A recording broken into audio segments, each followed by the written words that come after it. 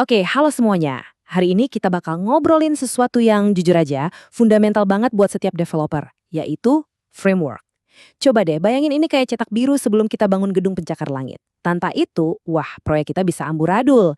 Jadi yuk kita langsung mulai aja. Pernah nggak sih kalian ngerasa gini, pas mau mulai proyek baru, cuma bisa natap layar kosong? Bingung, ini mulainya dari mana ya? Harus mikirin keamanan, struktur foldernya gimana, autentikasi, aduh semuanya dari nol. Rasanya tuh frustrasi banget ya kan? Nah, ini dia inti masalahnya. Coding tanpa framework itu ya beneran kayak mencoba bangun rumah tanpa pondasi. Mungkin bisa berdiri untuk sesaat, tapi sudah pasti bakal rapuh, nggak aman, dan jelas-jelas nggak efisien sama sekali. Jadi, framework inilah pondasi yang kita butuhkan. Jadi, muncul pertanyaan, apa framework itu semacam jalan pintas? Bukan. Ini bukan soal potong kompas loh ya, tapi lebih ke kita mengambil jalan tol yang udah dibangun dengan sangat baik. Ini tuh jalan yang cerdas, dan ini alasannya. Coba deh kita bayangin ya. Pertama, efisiensi waktu. Kalian nggak perlu lagi pusing 7 keliling bikin fungsi login dari nol. Itu udah ada. Kedua, soal keamanan. Udah terjamin karena diurus dan diupdate sama komunitas besar di luaran sana. Jadi kita nggak sendirian. Ketiga, strukturnya rapi. Ini maksa kita buat coding lebih teratur. Jadi kalau kerja bareng tim, wah jauh lebih gampang. Semua orang jadi ngomong dengan bahasa yang sama. Ini benar-benar pengubah permainan loh. Oke, manfaatnya jelas banget kan? Tapi sekarang pertanyaannya jadi, apa sebenarnya framework itu? Nah, mari kita bedah definisi formalnya sedikit.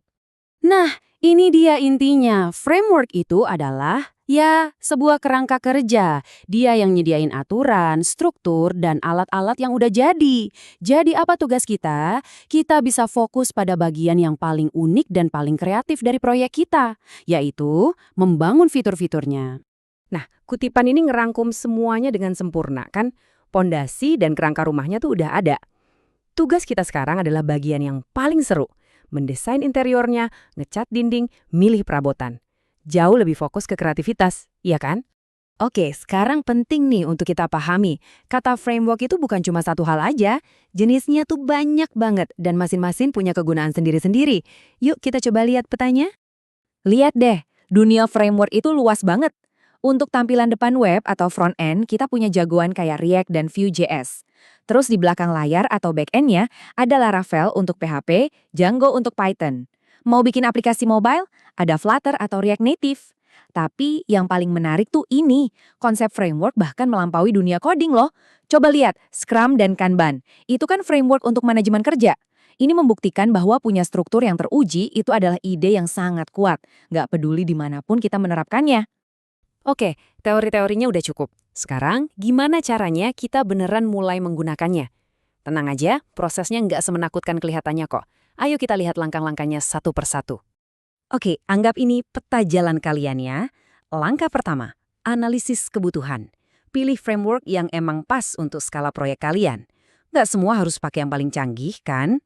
Kedua, instalasi dan setup. Siapin dulu bengkel kerja kalian. Ketiga, pahami strukturnya. Coba kenalan sama susunan foldernya, biar nggak bingung. Keempat, baru deh implementasi fitur. Disinilah bagian serunya dimulai. Mulai membangun pakai fungsi-fungsi yang udah ada. Dan yang terakhir, dan ini krusial banget, pengujian dan deployment. Pastikan semuanya stabil sebelum dipamerkan ke dunia. 5 langkah yang jelas banget kan? Nah, dari semua yang udah kita bahas, kalau ada satu hal yang harus kalian bawa pulang, ini dia poinnya. Mari kita simpulkan. Jadi, poin terpentingnya adalah ini. Kita harus berhenti memandang framework itu sekedar alat bantu atau library. Bukan. Anggaplah mereka sebagai pondasi strategis untuk proyek kita. Pondasi yang membuat pengembangan jadi jauh lebih efisien, lebih aman, dan tentunya jauh lebih asyik untuk kolaborasi tim. Jadi, saya mau tinggalkan kalian dengan satu pertanyaan buat dipikirin.